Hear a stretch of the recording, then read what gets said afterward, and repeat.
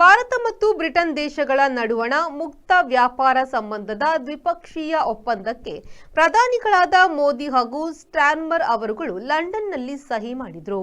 ಈ ಒಪ್ಪಂದದನ್ವಯ 2030ರ ವೇಳೆಗೆ ವ್ಯಾಪಾರ ವ್ಯವಹಾರವನ್ನು ಈಗಿನ ದುಪ್ಪಟ್ಟು ಮಟ್ಟಕ್ಕೆ ಒಯ್ಯುವ ಗುರಿಯನ್ನ ಇಟ್ಟುಕೊಳ್ಳಲಾಗಿದೆ. ಭಾರತದ ವಾಣಿಜ್ಯ ಮಂತ್ರಿ ಪಿಯೂಷ್ ಗೋಯಲ್ ಅವರು ಬ್ರಿಟನ್ನ ವ್ಯಾಪಾರ ವ್ಯವಹಾರ ಮಂತ್ರಿ ಜೊನಾಥನ್ ರೆನಾಲ್ಡ್ಸ್ ಈ ಬಗೆಗಿನ ಒಪ್ಪಂದದ ಕರಡು ಸಿದ್ಧಪಡಿಸಿದ್ರು. ಭಾರತದ ಪ್ರಧಾನಿ ಮೋದಿ ಮತ್ತು ಬ್ರಿಟನ್ ಪ್ರಧಾನಿ ಕಿರ್ ಸ್ಟಾರ್ಮರ್ ಅವರಿಗೆ ಇವನ್ನ ನೀಡಿ ಸಹಿ ಕರ್ತವ್ಯ ಮುಗಿಸಲಾಗಿದೆ.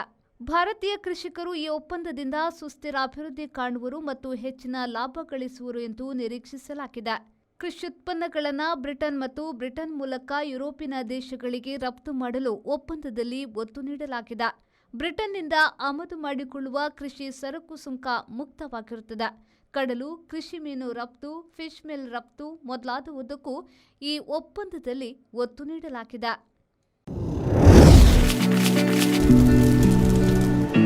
Rice spices started in the year 2019.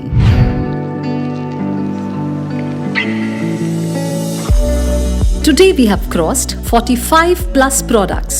All our products are pure and natural without any adulteration. The products have authentic recipes. Process of preparation is also in a traditional way. We supply products to different supermarkets, retail shops, and we take up bulk orders for hotels and caterers.